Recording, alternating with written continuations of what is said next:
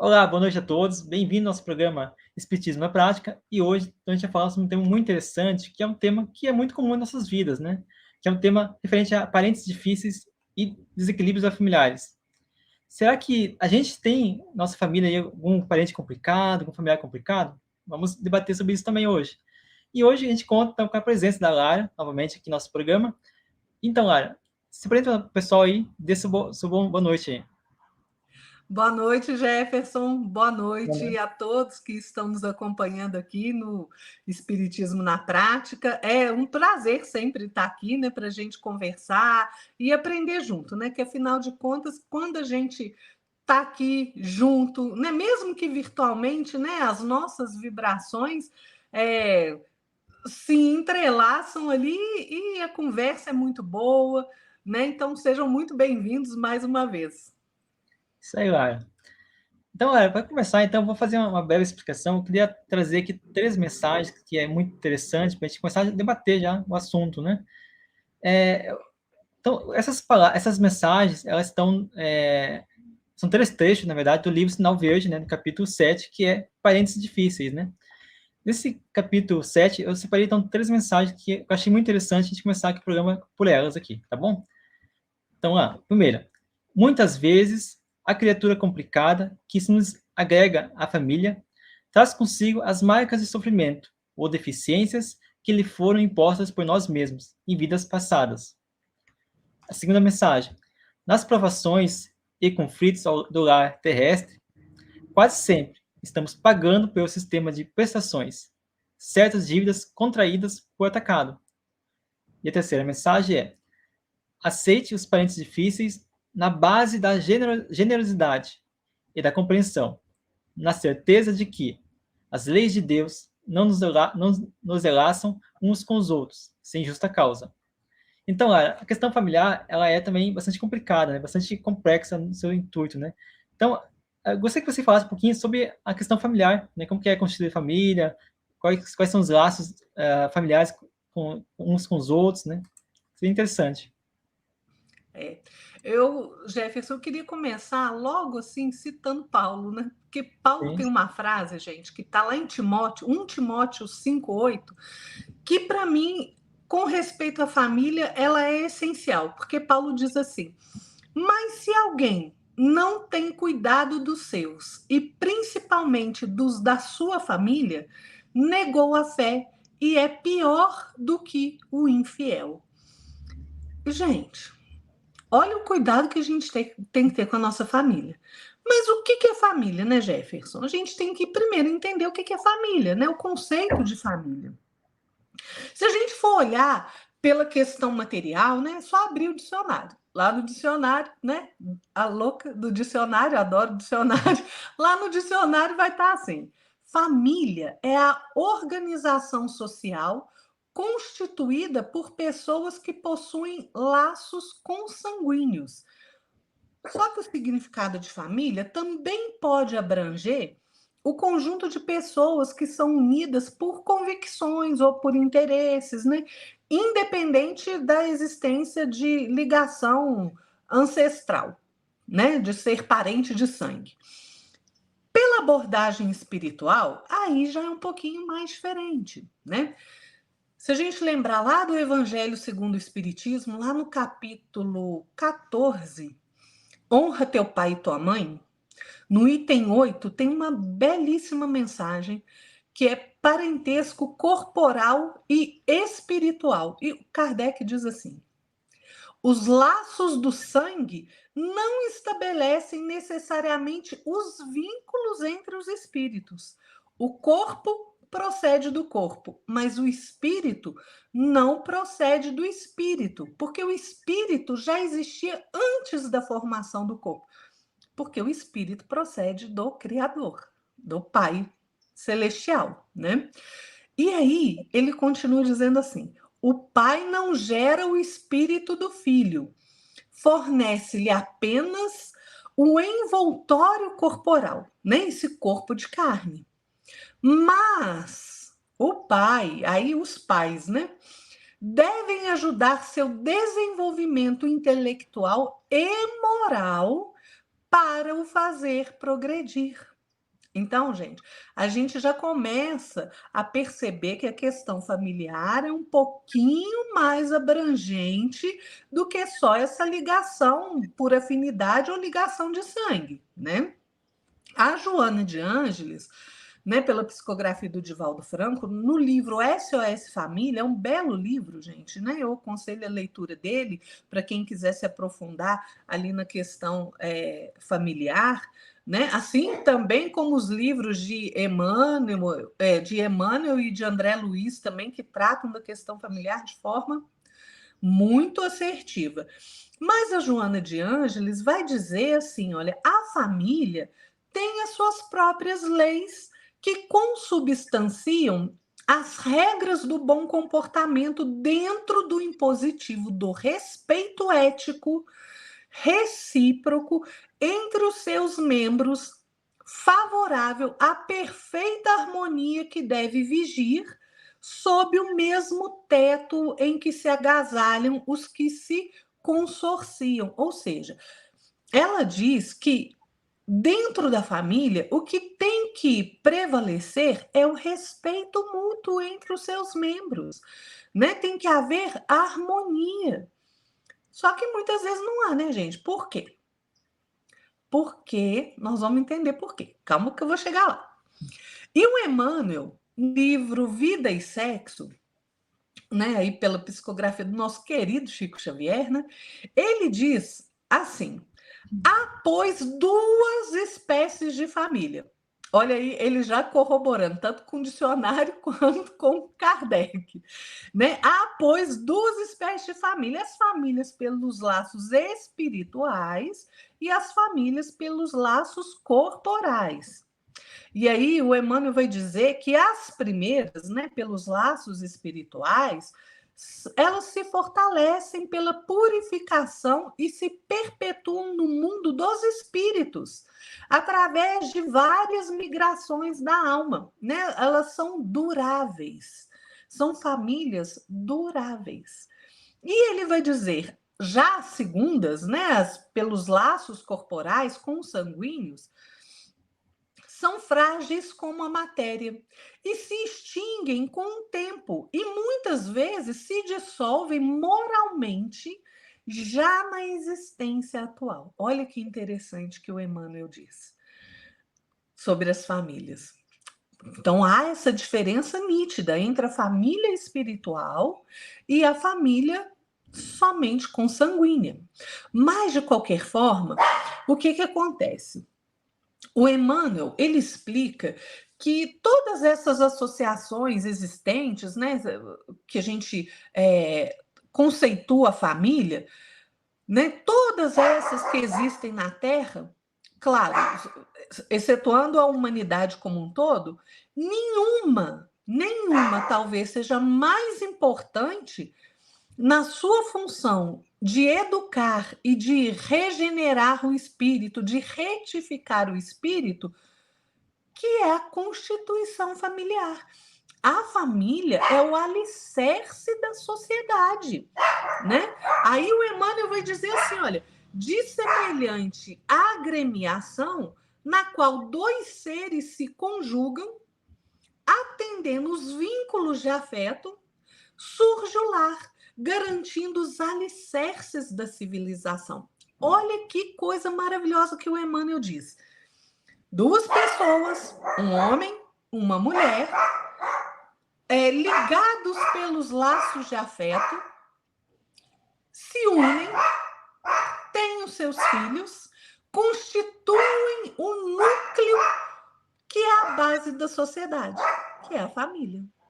Por isso a gente tem visto tanto ultimamente essa tentativa desesperada dos espíritos que querem atrapalhar a evolução da Terra, combatendo a família, combatendo o núcleo familiar, querendo a desagregação do núcleo familiar. Por quê?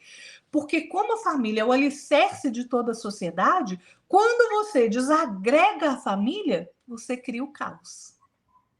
E isso é terrível para a humanidade, gente. Então, nós podemos entender que a família terrestre ela é formada por agentes diversos, né? Por quê? Porque na família terrestre se reencontram afetos, desafetos, amigos, inimigos. Por quê? Porque é necessário fazer os ajustes e reajustes indispensáveis ante a lei de amor do Pai. Por isso é que a família consanguínea, gente, às vezes é tão difícil a convivência, porque nós temos no núcleo familiar o amigo, o inimigo, aquele que nós temos mais afeto, aquele que nós temos desafeto. Por que nós estamos tudo junto ali, no mesmo lugar? Para fazer os reajustes necessários. Porque muitas vezes eu fui pedra de tropeço para uma pessoa que vai precisar nascer muito ligada a mim, então vai nascer na minha família, para que eu faça o reajuste necessário. Então, nós temos que reconhecer que o agrupamento familiar ele vai evoluir sem parar. Né? E ele evolui para conceitos muito mais amplos da vivência coletiva, sob o imperativo, sob a força do aperfeiçoamento geral. Então, a família é como se fosse uma escola da alma, é uma escola para o espírito, né? A família, gente, o lar é uma organização de origem divina, divina. Por isso ela é tão importante e por isso ela é tão combatida por aqueles que se afinizam às trevas, né? Como a família tem origem divina, nós encontramos nessa organização, nesse núcleo, né, de pessoas unidas pela consanguinidade, os instrumentos que são necessários para o nosso próprio aprimoramento intelectual, afetivo, emocional, moral. Por quê? Porque assim a gente faz um mundo melhor. A gente conseguindo superar as dificuldades existentes no nosso núcleo familiar, a gente faz um mundo melhor. Né, Jefferson? É verdade, Laura. Tanto é que você abordou o tema aí, conversando com o Evangelho segundo o Espiritismo, né, capítulo 14, honrai vosso pai e vossa mãe. Então, eu separei um trechinho aqui que eu achei interessante, que vai complementar aquilo que você abordou aí, né? Fala o seguinte assim, ó. Os verdadeiros laços de família não são, pois, os da consanguinidade, mas os da simpatia, da comunhão do pensamento, que unem os espíritos antes, durante e após a sua encarnação. Isso vem muito ao encontro que você falou, né? Como a gente constitui nossa família, né? Porque a família, ele é um porto seguro, né? É a base de tudo, porque quando a gente nasce numa família, a gente acaba nascendo naquela família e a gente acaba assimilando todas as virtudes dos pais, os valores que os pais prezam, né? E, então, a família ela é uma primeira escola, né? Então, essa primeira escola que a gente tem aí como base, que vai nos angariar recursos, né, futuros para a gente poder formar ter essa formação pessoal, particular, né? Isso é muito interessante. E a gente vê muito nos livros do André Luiz, né, e também do Emmanuel, mais do André Luiz, na verdade, como esses espíritos trevosos tentam atacar as pessoas que estão dentro da família, que amam sua família, que se estruturam na família e tentam desagregar elas, né? Então, através influenciando um, obsedando o outro, assediando o outro, através de informações que tem na internet, né, que possa prejudicar a família, como também a questão dos vícios, né, pelos jovens, até pelos pais também, né, o uso das drogas, então tudo isso aí influencia na maneira como a família ela se porta, né. Então, a busca incessante do plano espiritual inferior é desequilibrar a família. Uma vez desequilibrando a família, não se tem ali um norte para caminhar, e acabamos, então, ficamos, entre aspas, assim, perdidos, né? E aí o plano espiritual inferior consegue atuar sobre nós, e a gente não tem aquele amparo, assim, familiar, né, paternal e maternal, que nos dá a linha correta, linha reta, para a gente poder seguir o caminho aí. Então, eu acho que é muito interessante isso mesmo, Lara, que você abordou, e é engraçado que, né, que sempre temos algum familiar que é problema, né? Então, às vezes pode ser na parte da infância, às vezes é um irmãozinho que está lhe dando problema, dando dificuldade, né, para o pai e para a mãe, às vezes é a parte da adolescência, que é muito comum na parte da adolescência, temos, às vezes, adolescentes que são rebeldes, né? Isso faz parte, né? Tudo faz parte do processo, porque nós estamos despertando ali, né, uma parte de sexualidade, de afloramento de virtudes, né? E tem a questão também da glândula pineal, né, que vocês quiserem conhecer mais, né? Não, é a hipófise, né? Se quiser conhecer mais... Hipófise não, é epífise, né? Acho que é epífise, né, Lara? Agora vou ter que procurar aqui, porque eu também me confundi. Acho que é epífise, né? Desculpa, pessoal.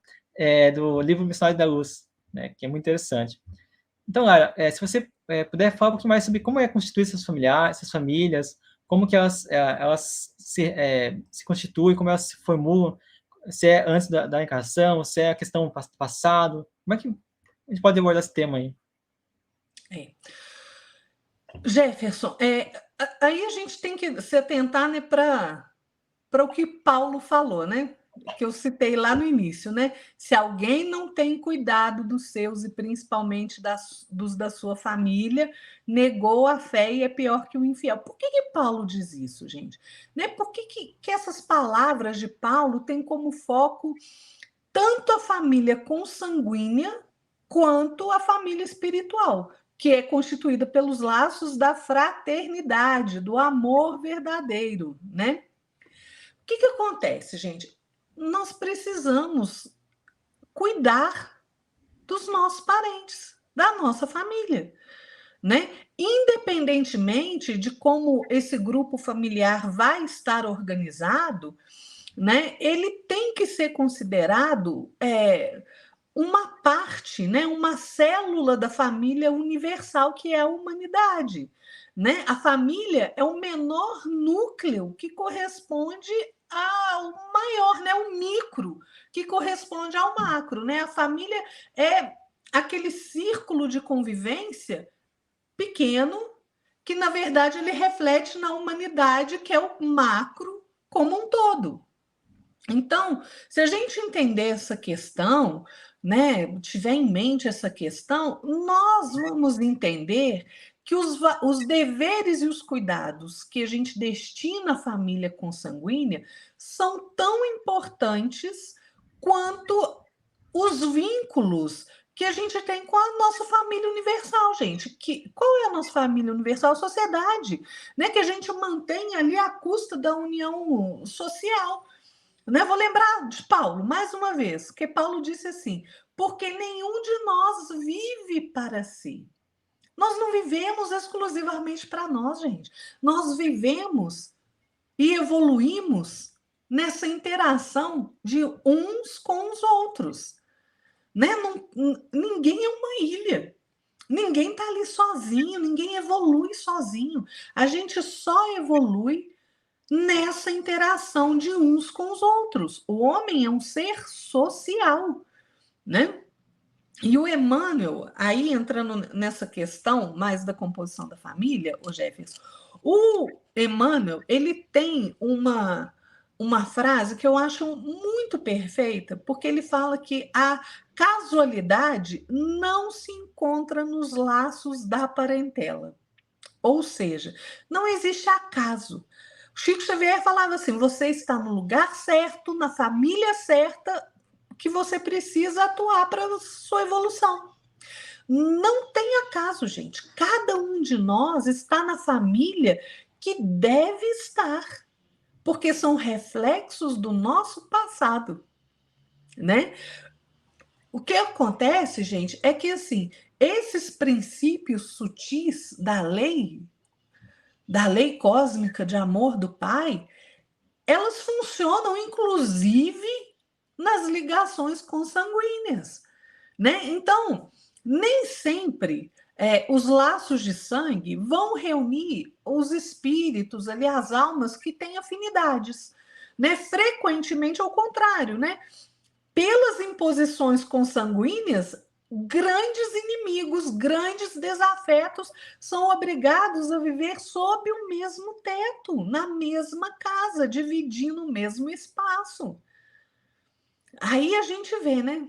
As dificuldades de relação da família, de irmão com irmão, de pai com filho, né? Pais e filhos, com tios, com primos. E, gente, muitos, aliás, né, nesse estágio evolutivo que a gente está, a maioria de nós está na família, né?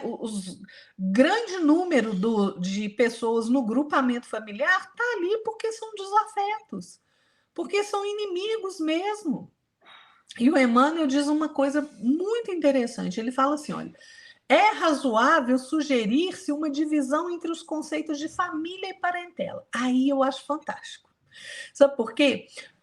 Tanto que o Emmanuel ele usou essa frase, né? Não existe causalidade na parentela. Então, por que parentela é diferente de família? O Emmanuel vai explicar. Ele fala o seguinte: a família, ela é constituída por símbolo, como símbolo dos laços de amor eterno. A parentela é o cadinho de lutas, né? Por vezes muito difíceis, que nós devemos diluir as nossas imperfeições, dos nossos sentimentos e fundir cada membro ali da parentela na liga divina do amor e da eternidade. Então, gente, a família não é a parentela, mas a parentela, em algum momento, vai se converter em família.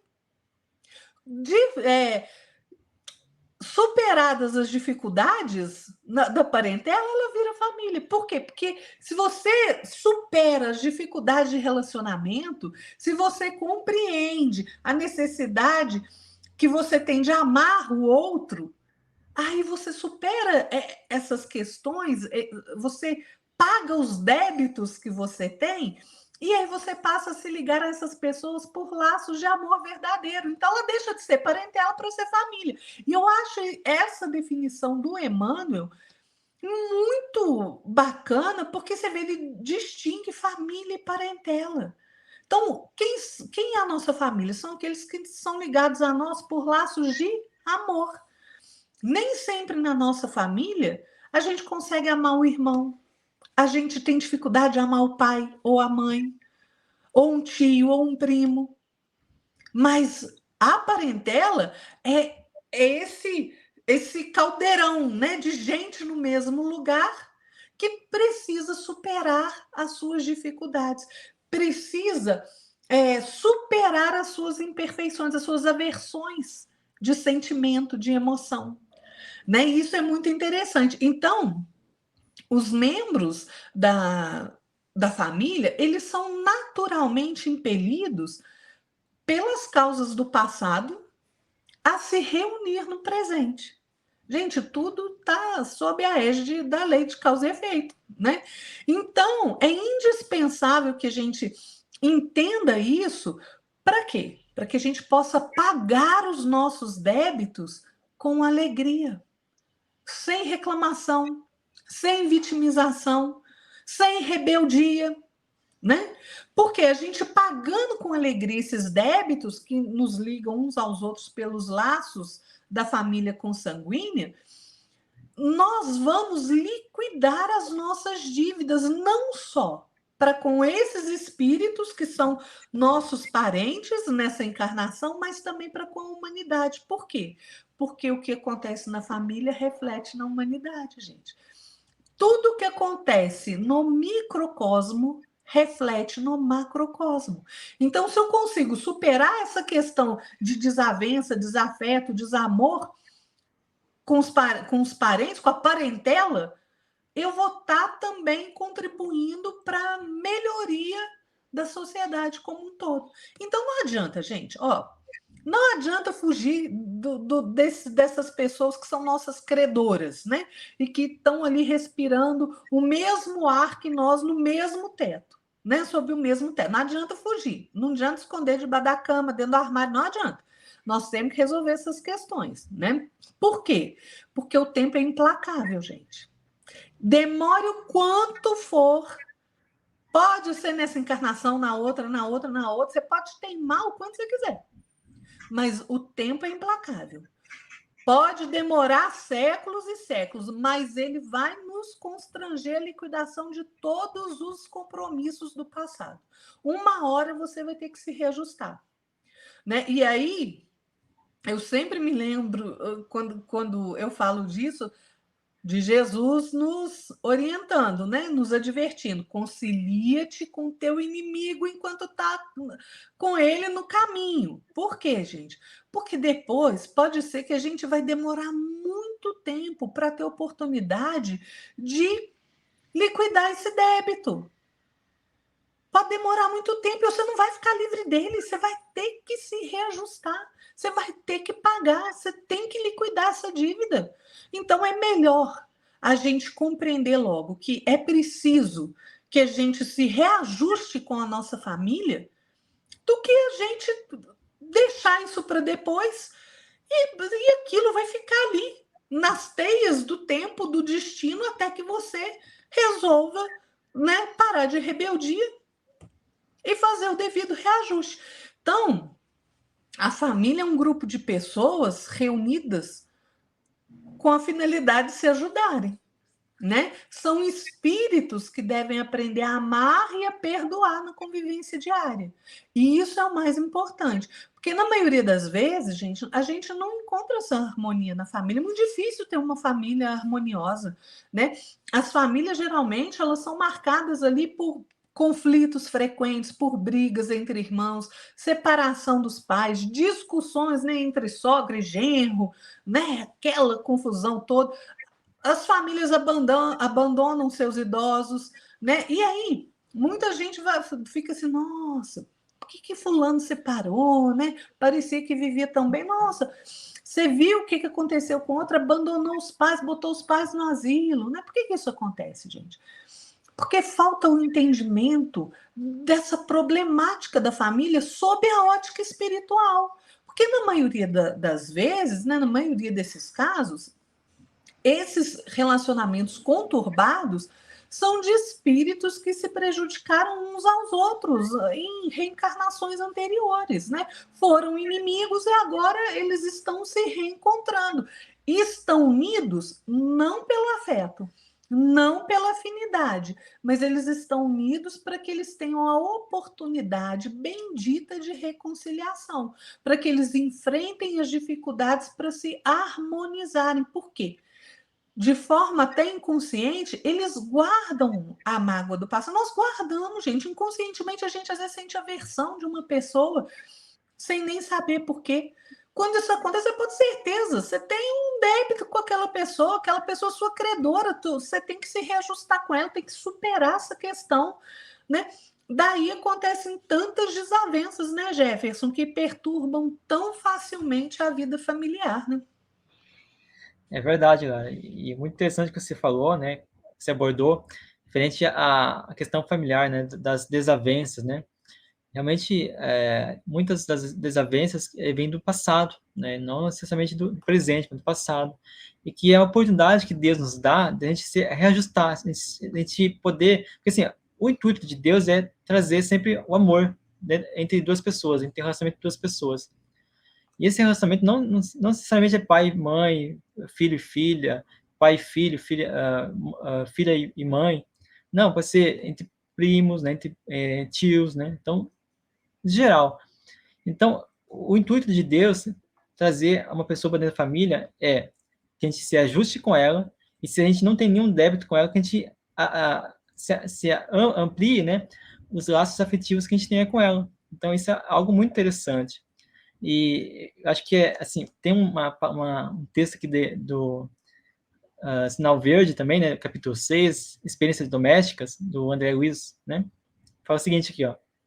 A parentela é um campo de aproximação, jamais cativeiro, né? Isso é muito verdade, porque a gente acha, nossa, eu tô aqui preso nessa família, que tem outra família, que tá lá com... A família do meu amigo é muito boa, a minha não é. Então, tem pessoas que ficam, né, divagando, né? e tentando achar uma solução, como ela pode fazer com que a família dela seja igual do seu amigo, ou igual de um primo, de um outro vizinho e tal. Então, eu vejo muito isso. As pessoas acabam me consultando, né, no Instagram, eu sou infeliz com a minha família, aí eles perguntam, qual que seria a sua família ideal? A família ideal seria do meu amigo, do meu parente, do meu fulano, ciclano. E não é assim, a gente está aqui sempre para buscar reajuste, né, buscar aprimorar os laços afetivos que a gente tem com aquela pessoa. E, e outra coisa que também tem no capítulo 7 desse mesmo livro, Sinal Verde, de André Luiz, é o seguinte: o parente problema é sempre um teste que, com que nos examina a evolução espiritual. Realmente. Às vezes a gente é colocado numa família que a gente não tem muita compatibilidade com ela, mas isso não quer dizer que a gente não esteja ali tentando ser aprovado, né, ser testado por Deus. Até porque eu percebo isso, a gente tem um grupo familiar que estão muito unidos entre si, mas entra aí um espírito, né, que reencarna ali na família, que não tem nenhuma compatibilidade com a família. É totalmente contrário àquela família. E por que isso acontece? Ou para ensinar esse espírito que entrou, a bondade, a afetividade, o relacionamento amigável, ou é para pegar esse espírito que entrou e ensinar esse grupo familiar, para o mesmo sentido, mesmos objetivos, né? Então a gente vê ali pais, um exemplo, né? Um pai e mãe e dois irmãos que não se gostam, entre si, só dá bagunça, dá briga. E entra um espírito que começa já começa a crescer, começa já a ajudar com as pessoas, começa a unir elas, a fazer se entender, tem paciência um com o outro, isso é muito bacana, né? E tem outro trecho aqui da abordagem, agora pelo Neil Russo, no livro Jesus no Lar, que eu acho que é muito interessante, né? Que qual que é o nosso ideal? A paz mundial. Espera aí, vamos lá. O que é a paz mundial mesmo? O berço doméstico é a primeira escola e o primeiro templo da alma. A paz do mundo começa sob as telhas a que nos acolhemos. Se não aprendemos a viver em paz, entre quatro paredes, como aguardar a harmonia das nações? Se não nos habituarmos a amar o irmão mais próximo, associado à nossa luta de cada dia, como respeitar o eterno Pai, que nos parece distante. E isso é verdade, né? Isso eu vejo a gente quer paz, a gente quer ter união, quer ter a harmonia no mundo, mas tudo começa dentro da família. A caridade, o amor, a perseverança, a paciência, tudo começa na família, porque é a família que é o grupo principal. Então, se você quer ser caridoso com alguém, comece com a sua família. Você quer ajudar, estender a mão para uma pessoa, comece com a sua família. Quer amar alguém? Ame sua família. Não tem paciência com os seus vizinhos, com seus colegas de trabalho? Tenha paciência com a família, que você vai começar a se educar e começar a aprimorar até chegar no laço, na amplidão da família, dos colegas de trabalho, da sociedade em si. Então, isso é muito interessante, na mesma hora. Você colocou 2 pontos, Jefferson, que são cruciais. Primeiro é o seguinte: a gente sempre quer o do outro. Ah, não, minha família não é ideal, a família de fulano é ideal. Mas a gente se esquece de analisar com mais profundidade essa questão. Por quê? Porque as aparências enganam. Às vezes, aquela aparente felicidade, aquela aparente harmonia no lar, não é tão assim. Quantas vezes a gente vê ali um pai de família, né, que conversa com a gente ali calmamente, né, com aquela voz adocicada, mais longe de todo mundo, quando está só a família dentro de casa, a voz troveja, né, de irascibilidade, de raiva, de ódio. Então não é assim, gente. Não vamos olhar para o outro querendo aquilo que você acha que é bom. Não. Conserte aquilo que está na sua família. Seja você o primeiro a fazer o movimento de se melhorar, porque quando a gente se melhora, o nosso entorno se melhora junto, né? E o outro ponto interessante que você colocou, né, e o Lúcio é fantástico, né? Porque é exatamente isso. Aquilo que é no micro é no macro, ou seja, quem é o nosso parente, quem é o nosso próximo mais próximo? É o nosso familiar, gente. É aquele que está dentro de casa. É aquele que vive sob o mesmo teto. Se eu não for caridoso com ele, se eu não for fraterno com ele, se eu não for amoroso com ele, se eu não aprender a perdoar com ele, como é que eu vou fazer com os de fora se eu não faço dentro da minha própria casa? Né? E essa questão do mundo ela é muito interessante, né? Porque a gente vê que o mundo está passando ali por um período tão frenético de mudança, né? São momentos de pressão que a gente está vendo, de tensão, né? E nós vemos que muitas vezes, né, a gente fica coado frente a esses problemas de tantas matizes, né, de tantas procedências, e isso afeta o nosso equilíbrio emocional. Se afeta o nosso equilíbrio emocional, afeta as nossas relações familiares, porque elas ficam ressentidas ante o desequilíbrio nosso, né? E ficam ressentidas também com essa velocidade dos acontecimentos, né? Então, o que, que acontece? Eu preciso ser um ponto de equilíbrio para minha família, independente de qual posição eu ocupo na família, se é pai, se é mãe, se é filho, se é tio, se é avô, não interessa. Eu preciso me melhorar para ser um ponto de equilíbrio na minha própria família, né? É muito fácil a gente perceber isso, né? Antes da pandemia, a gente tinha escassez de tempo para tudo, né? Para a família, né? Para os filhos, porque era tanta coisa para fazer, né? Era casa, trabalho, escola, sempre tinha uma desculpa para deixar para trás, né? Os filhos, a família. Aí a convivência sadia, né, se perdia no tumulto dos dias. Né? Muitas vezes faltava o diálogo, né? Era cada um com as suas próprias preocupações, né? Chegava em casa, nem sentar à mesa para jantar, para fazer uma refeição, não fazia, cada um ia para o seu canto, celular, computador, fazendo cada um a sua coisa ali. Aí veio a pandemia. Aí todo mundo foi obrigado a ficar em casa. E aí, gente, nessa convivência forçada, muitos de nós descobriram que essa convivência com a família era extremamente difícil. Quantos divórcios não aconteceram? Né? Quantas situações difíceis não começaram a acontecer dentro do seio familiar? Quantos problemas afetivos não afloraram por conta dessa convivência forçada? Porque o foco virou sua casa, virou seus filhos, virou sua esposa, seu marido. E a gente não tinha noção do quanto era difícil essa convivência, porque a gente era cheio de desculpas, né? Não, agora eu não posso porque eu tenho que trabalhar, agora eu não posso porque eu tenho que arrumar a casa, agora eu não posso porque eu tenho que ir para a faculdade, eu tenho que ir para a escola, eu tenho que fazer o dever de casa, eu tenho isso, eu tenho aquilo. E a convivência afetiva, gente, ela é responsável por grande parte dessa problemática familiar, né? A gente precisa se lembrar que os desequilíbrios morais que nós enfrentamos, eles resultam do nosso passado sombrio, em que nós erramos muito. E eles vão ressurgir no nosso universo familiar, né? Como? Através de traição, de filhos problemáticos, de filhos envolvidos com drogas, né? Como o Jefferson disse, com a sexualidade descontrolada, com a necessidade de dominação, né? Às vezes é a mulher querendo dominar a relação, ou é o homem querendo dominar a relação familiar. É a superproteção de alguns pais em relação aos erros e equívocos dos filhos. Gente, isso é tão sério, mas tão sério, porque nós somos responsáveis pelos nossos filhos.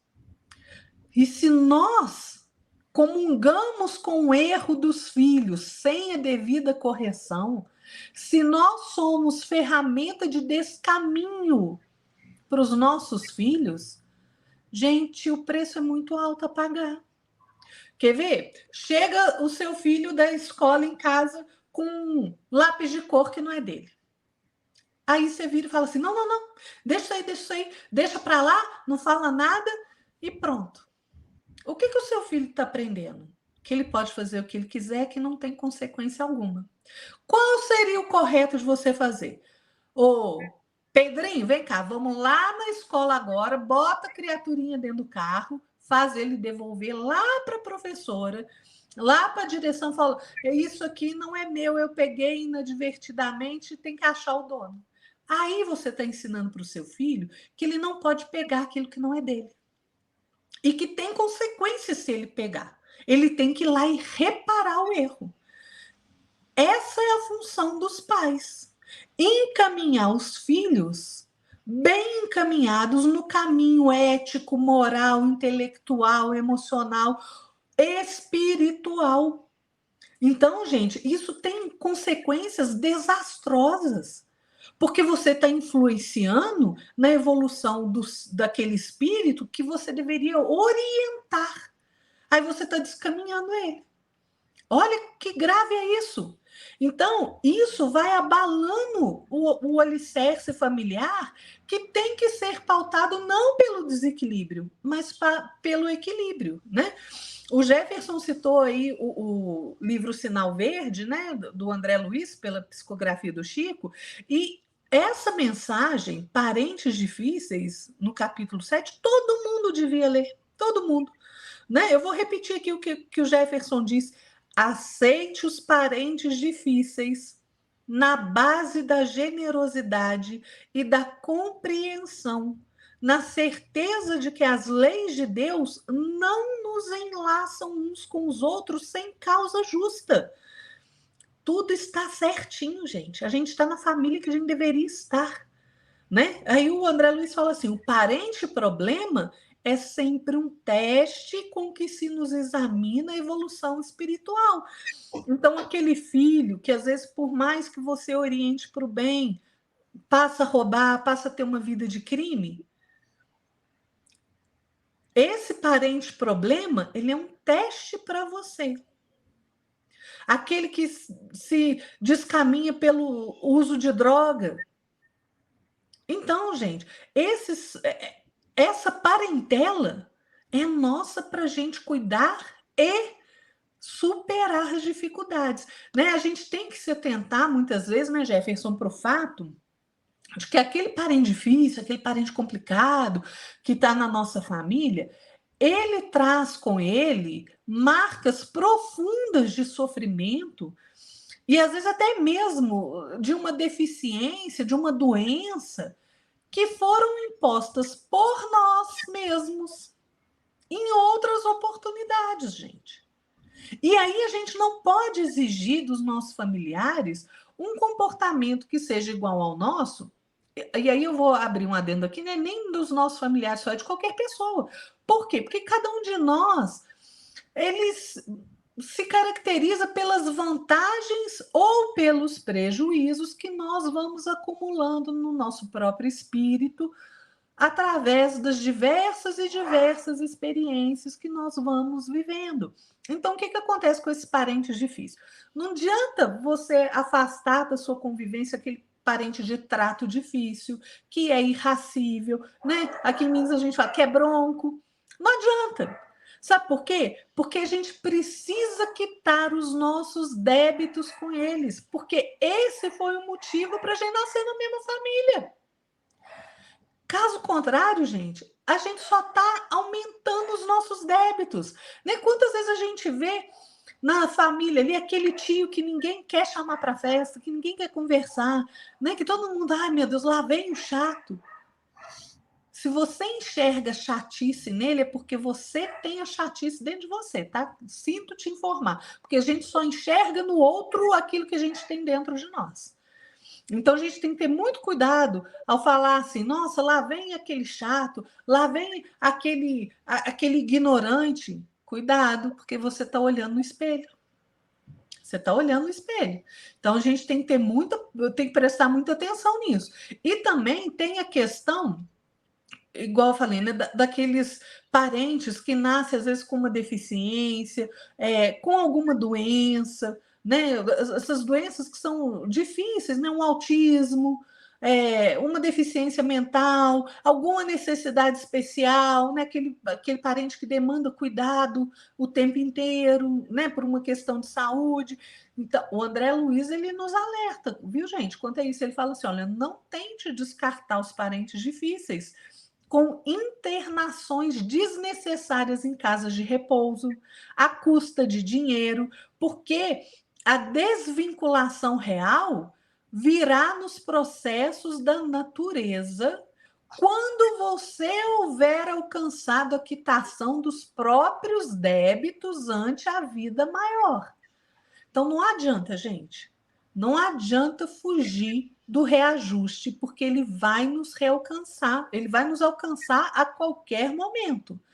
E quando a gente toma essa postura de afastar aqueles parentes que são difíceis a nós, aí, gente, a gente está aumentando o nosso débito. A gente não está deixando estagnado, não. Nós estamos aumentando o débito, né? E eu acho, sabe, Jefferson, que é nessas provações, né, nesses conflitos familiares, né, que acontecem no nosso lar terreno, que nós estamos pagando. Na maioria das vezes, né, a gente está quitando esses débitos igual carnê de compra de eletrodoméstico, né? Você paga as prestações pela misericórdia divina, gente. Porque se a gente for pagar tudo de uma vez, a gente não dá conta. A gente não dá conta de se reajustar, de reajustar todos os débitos de uma vez. Então é a prestação mesmo que a gente vai, né? A gente contrai as dívidas por atacado, mas paga a prestação. É assim que funciona. Então a gente não pode deixar de lado aqueles parentes que às vezes num determinado momento da vida também tem esse caso, né, Jefferson? Que às vezes tem um parente que está passando dificuldade, está passando ali por um momento tempestuoso na vida dele, né? E aí a gente fala, nossa, lá vem eu trazer problema. Oh, gente, o ser humano é muito bacana, né? Eu vou falar uma coisa para vocês. A gente tem que respeitar esses nossos parentes, né? Às vezes são entes queridos até, mas estão passando um problema e a gente já começa a achar ele chato, né? Que só traz problema e não é assim, né? Quando a pessoa está passando por tempestades íntimas, na vida íntima, a gente tem que ajudar, mas sem querer que o outro fique te contando a vida íntima dele, porque muitas vezes é assim, né? Me conta o que está acontecendo, que aí você sai espalhando para a família inteira, né? É um negócio de doido. Gente, não é lícito a nenhum de nós adentrar a intimidade do outro. Então, ajuda sem ficar perquerindo o outro, sem ficar fazendo pergunta demais. Ajuda. Ajuda por amor de ajudar, né? É claro que a gente espera que cada um de nós, né? A gente espera isso até da gente mesma, que a gente vença as tribulações por nós mesmos, né? E a gente não gosta que ninguém fique interrogando a gente quando a gente está passando por um problema. Por que você está passando? Ah, porque você fez isso, né? A gente já vai logo apontando todos os dedos da mão, né? Mas, gente, isso são perguntas fora do tempo. A gente não precisa disso para ajudar o outro. Porque a gente não gostaria que as pessoas fizessem isso com a gente. É só a gente se colocar no lugar do outro. Falta isso também, né, Jefferson? Então, Empatia, né? ué. A gente tem que compreender que no mundo físico nós somos sempre impelidos a seguir adiante. Adiante. Às vezes por caminhos espinhosos, cheios de pedra, mas que são caminhos necessários a percorrer para nosso próprio benefício, gente. São experiências e a gente tem que aprender com elas. Muito bom, Lara.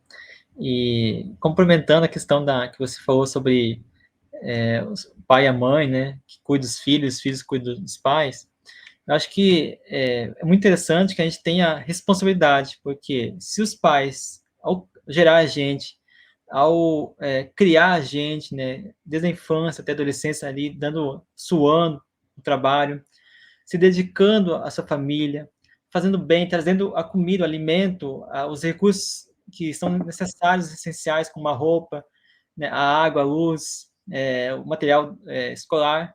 Tudo isso aí são questões que a gente tem que pesar na nossa vida. Por quê?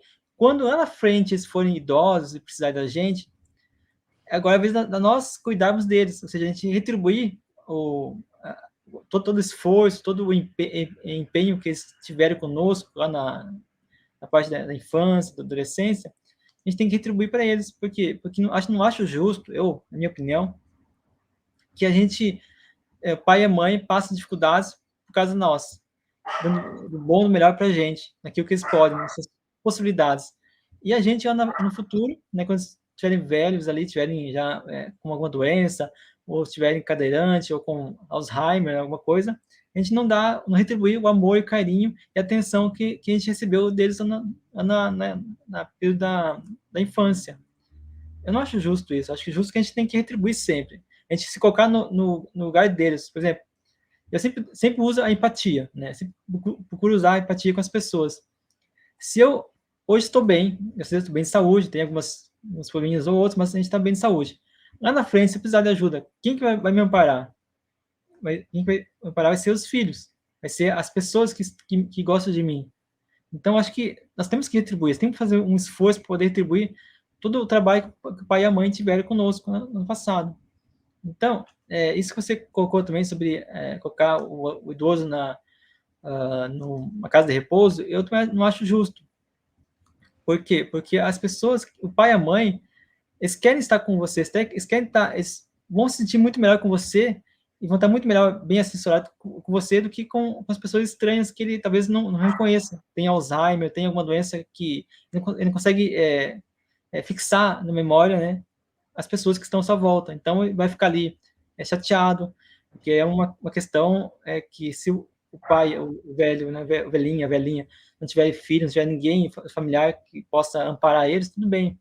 Mas, tendo filhos, acho que é obrigação do filho, na minha opinião, cuidar do pai e da mãe, assim como eles cuidar de você, né, na sua infância. Então, eu penso nisso, né, então, referente a isso, Lara, eu gostaria que você comentasse um pouquinho como que nós, espíritas, agora como espíritas cristãos, como a gente pode fazer com que essa problemática familiar, esses desafios familiares, a gente possa enfrentar elas de maneira cristã e evangélica. Cultivando a paz, cultivando a paciência, tendo amor. É assim que a gente faz. A gente supera essas rusgas familiares, nessas rusgas domésticas, né? Porque, gente, às vezes, um pequeno desentendimento, uma pequena rusguinha doméstica ali, pode ser um nascedouro de rixas muito aguerridas, muito extensas, aversões desastrosas. Vocês querem ver? A gente tem que aprender a ouvir o outro sem ficar contradizendo. Por quê? Dentro da família ali, às vezes o que acontece? Está tendo uma conversa, aí um diz uma coisa, você quer logo contradizer o outro. Não, porque não é assim, que não sei o quê. Para com isso. Silencia por um momento. Depois você chega perto do outro e fala assim: olha, vamos esclarecer aqui, porque eu acho que eu não entendi direito o que você falou e que eu penso de outra maneira, mas vamos conversar aqui para a gente, né? Tem um momento adequado para você fazer isso. Não é você querendo criar uma contenda ali. Se você agir dessa forma, silenciando, e depois procurando o outro para esclarecimento, isso é sinal de compreensão. Isso é sinal de sabedoria. Isso é sinal de tolerância. Né? Às vezes, também, como eu disse, né, da questão dos filhos, da criança, a gente tem que aprender dentro da família, auxiliar a criança, mas não é só falando sim para ela, não. Não é só fazendo a criança sorrir, não, gente. A criança tem que passar pelos problemas, ela tem que ir compreendendo a cada passo que ela dá que a vida tem as suas dificuldades, que às vezes a vida fala não para a gente. Então, nós também temos que falar sim e não, tem que estabelecer limite. Não, a criança não pode tudo, não, gente. A gente está vendo hoje aí famílias que criança manda. Quem é criança para mandar? Qual a maturidade que ela tem para mandar? Qual a maturidade que a criança de 8, 9 anos tem para decidir alguma coisa? Cada coisa no seu devido lugar, ué. A gente está vendo essas situações desastrosas, né? Principalmente nos Estados Unidos, agora no Brasil também começou com essa onda da criança com 8, 9 anos, 10 anos, que naturalmente tem a curiosidade sobre a sexualidade, começa a apresentar algum tipo de dúvida, porque é natural. Todos nós passamos por isso. Aí não, aí já vem um órgão falar assim: não, não, é porque isso é um problema de gênero. Você é menina, mas você não é menina, você é menino. E aí, lá nos Estados Unidos, o que está acontecendo? Uma imposição à família de que a criança tem que fazer uma cirurgia de uma transição de gênero, até cirúrgico. Gente, o que é isso? A criança tem maturidade para isso? Óbvio que não. Então, a gente tem que encaminhar os nossos filhos, educando eles, instruindo no caminho do bem, no caminho da verdade, tanto intelectual, emocional, espiritual e moralmente. Ó, onde que nós estamos com a cabeça, gente, como humanidade, de fazer um negócio desse?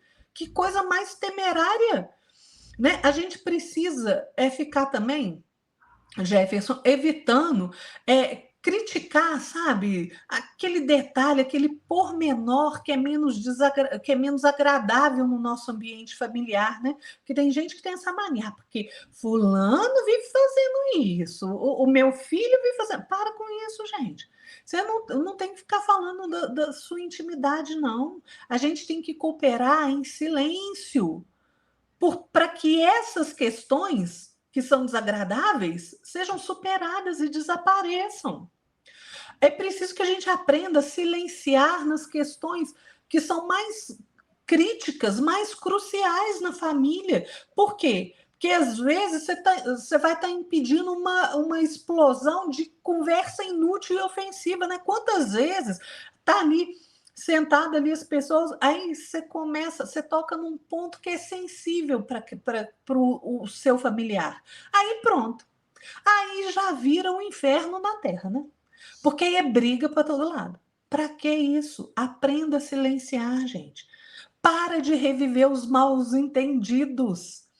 Tem gente que fica fazendo isso o tempo inteiro em família. Não, porque você fez aquilo outro. Para com isso, gente. O erro tem para ser perdoado, para ser esquecido, ele precisa ficar no passado. Se você fica trazendo ele à tona o tempo inteiro, ele jamais vai ser esquecido. Aí você só está criando contenda de novo. Não é assim. Quantas vezes também a gente tem o hábito de gritar, né, na nossa família, né? Uma gritaria louca, né? É diferente de casa de italiano, viu, gente? Que italiano fala alto normalmente, né? Meu marido, quando ia na minha casa, quando a gente começou a namorar, minha família né, meus avós são italianos. Então, gente, é uma falação sem noção e tudo na cozinha. Tá? Italiano só resolve as coisas na cozinha. E aquele falatório, não sei o quê. Isso não é gritar, isso é falatório próprio do italiano. Mas o grito, aquela questão de você ficar gritando com o outro o tempo inteiro, aprende a conversar baixo, no tom adequado. Né? A gente precisa respeitar, gente, os parentes que se ligam a nós nas experiências do lar, né? Da nossa família. Porque se a gente aprender a respeitá-los, esse é um modo valioso da gente se preservar desses desajustes que são desnecessários. É isso que a gente tem que fazer, Jefferson. Lá no livro Calma, o Emmanuel tem um texto belíssimo que chama Rusgas Domésticas. E ele tem uma frase que eu acho maravilhosa, porque ele diz assim: não te esqueças, a união começa de casa, mas a calma começa em ti mesmo. Então, gente, sempre é em nós, a primeira corrigenda é sempre em nós mesmos, né? Sempre em nós mesmos. Porque, gente, a nossa família no mundo, na grande maioria das vezes, não é jardim de flores, não. É espinheiro de preocupação, de angústia, e que nos pede muitas vezes sacrifício. Sacrifício de nós mesmos em função do outro. Então, acontece assim, cada um de nós Claro, a gente necessita de ter firmeza nas nossas atitudes, né? Até mesmo para a gente poder temperar e equilibrar a nossa própria afetividade, a nossa própria emotividade, porque muitas vezes a gente é igual manteiga derretida, né? Então a gente precisa mesmo de um certo componente de firmeza nas nossas atitudes, né? Porque senão nós não vamos conseguir sarar as feridas do nosso ambiente familiar, gente. Não vamos, não é com o chicote da violência e nem com o remendo do desleixo, do deixa para lá, que a gente vai consertar as coisas, não. É com bom senso, com firmeza, mas também com amor, né? Vou lembrar de Paulo de novo, gente. Outra vez, não me canso de lembrar de Paulo. Se nos falha o cuidado para com a própria família, nós mesmos estamos negando a fé. E isso não pode acontecer. Lá no livro Fonte Viva, o Emmanuel tem um texto muito bonito que chama Parentes, e que ele fala assim, é tão bonito que o Emmanuel fala que os parentes são obras de amor que o Pai compassivo nos deu a realizar. Olha que coisa maravilhosa, gente.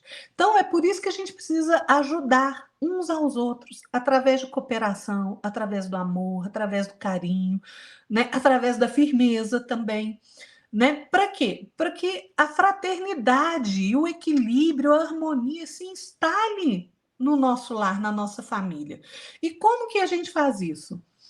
Gente, a gente precisa adestrar a nossa paciência, a nossa tolerância, a nossa compreensão, a nossa bondade, disciplinar essas questões. Porque aí a gente vai chegar no fim da nossa encarnação, nós vamos olhar para o que a gente fez e falar assim: venci esse desafio. Tem coisa melhor do que isso. Passei por essa experiência e consegui quitar o meu débito. Se a gente já fez errado para trás, começa hoje. Começa hoje a ter mais paciência, a ser mais equilibrado. Ah, Lara, mas isso é difícil? É mesmo. Quem disse que é fácil, gente? Ninguém falou que é fácil, não é difícil. É por isso que precisa de esforço e disciplina. Mas a gente precisa começar. Não adianta a gente só ficar falando, ah, mas é difícil, é difícil. Começa. Dá o primeiro passo. E aí, você vai dando outro, e mais outro passo. E aí vai virando hábito você agir com mais compreensão, com mais tolerância, com mais amor. É hábito. A gente se habitua a agir dessa forma. Mas a gente precisa começar, né, Jefferson? Exatamente, Lara. Muito boa sua explanação. E complementando o que você falou, né? Temos aqui uma mensagem de André Luiz na Agenda Cristã, capítulo 38, cujo o título é Não Entregue o Seu Dia. Fala o seguinte aqui, ó, interessante essa abordagem do André Luiz. A sua irritação não solucionará problema algum. Não estrague seu dia. Aprenda, com a sabedoria divina, a desculpar infinitamente, construindo e reconstruindo sempre para o infinito bem. Ou seja, a gente tem que aprender, como a Lara falou, ter paciência, saber entender, compreender que a pessoa que está ali, às vezes, chateada, irritada, que quer brigar conosco, né? Quer criar uma situação que nos desagrade, que queira gerar um conflito, a gente tem que manter a paciência, tem que ter empatia pela pessoa, porque assim, ó, a pessoa está com um problema por causa disso, porque está com um desafio no trabalho, está com problema financeiro na sua casa, então a gente tem que pensar nisso também, porque às vezes a questão da irritabilidade é uma questão mais espiritual do que íntima, né? Espiritual íntima nosso, do que a gente colocar a culpa no outro, né? Porque as pessoas, o fulano me irritou, o ciclano me irritou. Não, quem se irritou não foi o fulano, não foi o fulano que te irritou, foi você que se irritou com ele. Você deu o poder dele atuar sobre você e você se deu o poder de retrucar, de reagir. Então, se a gente reagir de maneira mais concisa na questão de ter mais paciência, ter tranquilidade, serenidade, aí sim, a gente está atuando como cristão, como Jesus nos pediu. Perdoai 77 vezes 7. E é isso que a gente tem que fazer. Então, é muito bom isso que você falou, Lara. Eu acho que isso dá muito a entender como a gente tem que atuar com nossos familiares, quando a gente não tiver paciência, como atuar quando eles forem os autores de criação de problema, né? E a paciência é a virtude que a gente tem que buscar.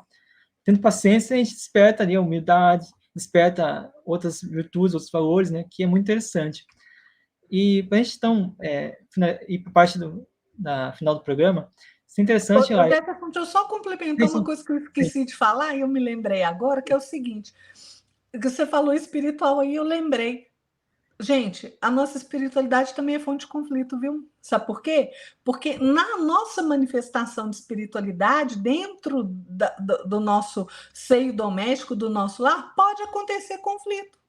Né? Quantos a gente não vê aí, né? Quantas pessoas não se queixam de, às vezes, uma oposição até sistemática dos parentes diante da sua manifestação de fé. Né? A gente fala assim, lá vem o beato, lá vem ele com essas ideias aí. Então, isso também é fonte de conflito. E sabe por quê?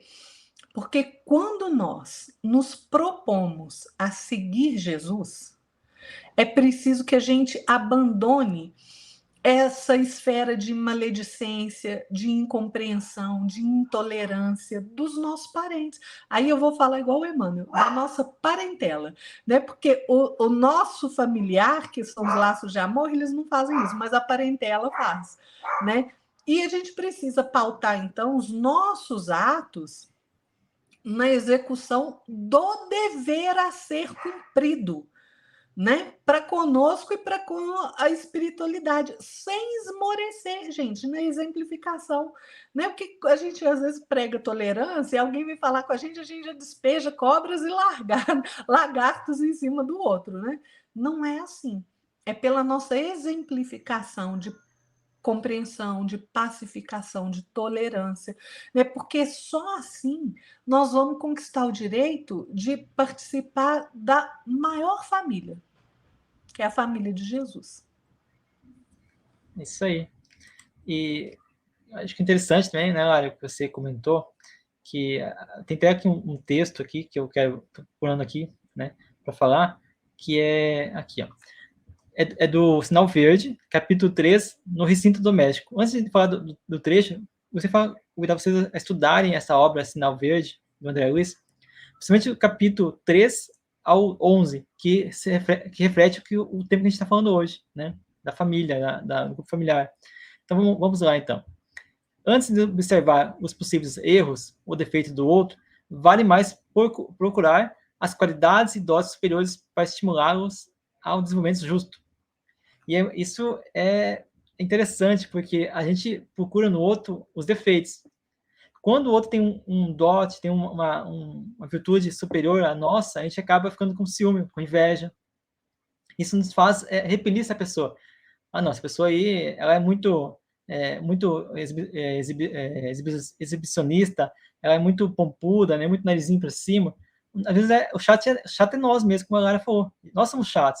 A gente quer ver a chatice do outro, mas o verdadeiro chato é nós mesmos, né? Isso eu acho muito interessante, né? Eu vejo isso, às vezes eu me pego assim, pensando, né? Nossa, como é que a pessoa é chata, mas pensando, poxa, chato sou eu, não é a pessoa. A pessoa tá vendo essa vida normal, eu tô sendo chato, entendeu? Isso é muito comum, né? É muito engraçado essa situação. Então, Lara, para a gente poder... Porque eu tenho, assim, conteúdo aqui para falar mais uma hora, mas vamos Com o certeza. tempo aqui, né? Teremos uma outra oportunidade futuramente de falar sobre esse tema, né? Então, Lara, eu gostaria que você finalizasse o nosso programa de hoje, falando como que a gente pode fazer para poder trabalhar com os adolescentes ou com os pais que são viciados, seja de drogas, seja de vício, bebida. Como é que é essa problemática dentro da família? Como que a gente resolve essa questão? É uma questão muito complicada, viu, Jefferson? Mesmo porque são espíritos que vêm com essa facilidade, né, para o vício. de outras encarnações, né? E é difícil, porque o que, que acontece? Às vezes o pai e a mãe são viciados e tem ali um filho, um bebezinho, e o que, que acontece com aquele bebê? Ele é ali deixado de lado, os cuidados são precários, né, com aquela criança. Então, assim, gente, a questão do vício, ela tem que ser combatida na sociedade, sim, com toda certeza. E também tem que ser combatido, mas tem que se dar suporte à pessoa, e não só suporte material, não. Suporte emocional, suporte espiritual, né? Porque a questão do vício é mais espiritual do que tudo. O que, que acontece com o vício, gente? Vamos supor o alcoolismo. A pessoa começa bebendo.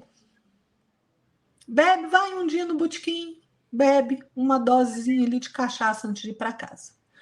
Daqui a pouco, ela tá bebendo 2 todo dia. Passa para 3, para 4. Aí daqui a pouco bebe uma garrafa inteira. Não consegue nem chegar em casa, dorme no caminho. O que, que acontece? Por que, que há esse aumento no consumo desse entorpecente? Porque o álcool é entorpecente também, né? O que, que acontece? Os espíritos que desencarnam e que eram pessoas que tinham vício, quando você desencarna, o vício fica pior, muito pior. Então, esses espíritos se aproximam do encarnado para quê? Para sugar esse fluido do álcool, da droga. E aí é por isso que a pessoa vai criando resistência. Por quê? Porque ela não está consumindo sozinha, gente. Ela está consumindo e os companheiros espirituais também estão consumindo. É por isso que se antes ela tomava uma dose de cachaça, ela passa a tomar 10. E não cai, está inteirona, porque ela não está consumindo sozinha. Então, a questão do vício é uma questão realmente muito complicada na nossa sociedade, que precisa ser tratada do ponto de vista do corpo material, emocional e espiritual, gente. E precisa ser combatido. A gente não tem que passar a mão na cabeça daquele que tem vício, não. Você tem que mostrar a ele os malefícios daquele vício. Porque senão, como é que ele vai conseguir sair se você tá coadunando com ele, você tá comungando com ele a ideia de não, você, coitadinho, você tá doente. Não é assim, gente. Não é assim. Você tem que chegar para a pessoa e mostrar, olha, isso que você está fazendo está destruindo a sua vida, destruindo a vida da sua família. Mas é a pessoa que toma a decisão, que faz a escolha de querer sair ou não, viu, Jefferson? Essa é uma questão que é realmente muitíssimo complicada e envolve não só o plano material, como o plano espiritual, muito mais do que a gente imagina. Eles acabam nos influenciando muito mais do que a gente imagina, né? E como diz o livro dos Espíritos, né? Às vezes é eles que nos dirigem, né, para uma ação, para uma atitude, através do pensamento e também da nossa sintonia com eles, né? É. Então, Lara, antes de a gente finalizar, vou fazer minhas considerações finais aqui. Gostaria de convidar as pessoas, então, para poder fazer a leitura do capítulo 3 ao 11, do Sinal Verde, tá? Faça a leitura, porque esses 8 capítulos, esses são capítulos que se referem muito ao que a gente está abordando hoje aqui, né? Temos uma questão da simpatia e empatia com os nossos parentes, que está na questões 386 a 391 do Livro dos Espíritos, também fala sobre simpatia e também sobre antipatia. Também tem a questão 392, que fala sobre o esquecimento passado, que também se refere porque a gente não se lembra do que a gente fez no passado e como que isso impacta aqui no nosso dia Graças a a dia. Deus, né, Jefferson? Meu Deus. Porque senão seria difícil, hein? Viver com familiar e sabendo que o familiar nosso que nos fez mal lá, ou sabendo que a gente fez mal para eles, é Seria complicado, hein? impossível. Imagina. É. A gente vai abordar um tema ainda sobre reencarnação, a gente vai falar sobre isso. Aguardem. Em breve a gente vai falar sobre isso. Então, faça suas considerações finais, por favor. Pessoal, Jefferson, quem está nos assistindo aí, gente, nós todos reencarnamos com a necessidade de aprimoramento moral e espiritual. Todos nós, cada um de nós. Nós estamos nesse planeta aqui, renascemos aqui tantas vezes buscando o nosso aprimoramento moral e espiritual. A família é a nossa salvaguarda. É por isso que ela precisa ser erguida em bases sólidas, em bases de amor, de afeto, de cooperação, de compreensão, de tolerância, de respeito. É por isso que precisa ter diálogo claro, construtivo. E, acima de tudo, eu acho que nós precisamos reacender os valores morais através do estudo e da vivência do Evangelho, para que o nosso grupo familiar encontre o equilíbrio. Né? Tem uma frase da Joana de Ângeles que eu gosto muito, que ela diz assim: acende a claridade do Evangelho no lar e ama a tua família problema, exercitando humildade e resignação. E é isso que nós temos que fazer. A família consanguínea, ela é o centro essencial dos nossos reflexos, agradáveis ou desagradáveis, gente, é um espelho nosso, né? Que o passado está nos devolvendo. Então, esse grupamento familiar, ele é resultante desse conjunto de débitos, né, que nos situa nesse plano até mesmo genético, enfermiço, né, que a gente merece a face dos nossos compromissos com o mundo e com a vida. E, por isso mesmo, é que nós somos impelidos a suportar o retorno dos nossos reflexos tóxicos através dos nossos parentes. Aí eu vou abrir aspas de novo para o Emmanuel, da nossa parentela, né? Que vão nos devolver esses reflexos através de processos aflitivos de sofrimento. É por isso que a família é esse cadinho de burilamento moral e espiritual. Então, gente, nós temos na nossa família consanguínea laços de elevação e de alegria, que a gente já consegue tecer através do amor que a gente já consegue manifestar. Mas também nós temos algemas de constrangimento, de raiva, de ódio, de aversão, que nós mesmos plasmamos na memória do tempo, através das reencarnações que a gente já teve, né? E que é necessário desfazer, a gente precisa desfazer esses grilhões, né? Como que a gente desfaz? À custa de trabalho, de sacrifício, de paciência, de humildade, acima de tudo, de amor e de compreensão.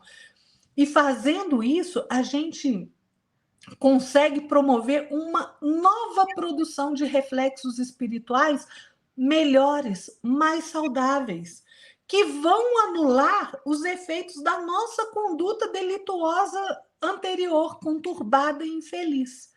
Família é o alicerce da sociedade, moral, emocional e espiritual. Não vamos desistir da família, não, gente. Isso mesmo, olha. Vamos buscar aí fazer com que a nossa família seja o nosso lar, né? Nosso lar de paz, de aprendizado e de harmonia, né? Então, pessoal, gostei muito do programa de hoje, foi muito produtivo. Espero que para você também tenha sido, né? Então, se inscreva no canal, deixe seu like, comente, compartilha, divulgue para os seus amigos para que a gente possa, então, atingir mais pessoas. Se você gostou, vejo você então no próximo programa. Até mais. Tchau, gente. Tchau, Jefferson. Tchau, pessoal. Tchau. Até mais. Fiquem na paz de Jesus. Até mais.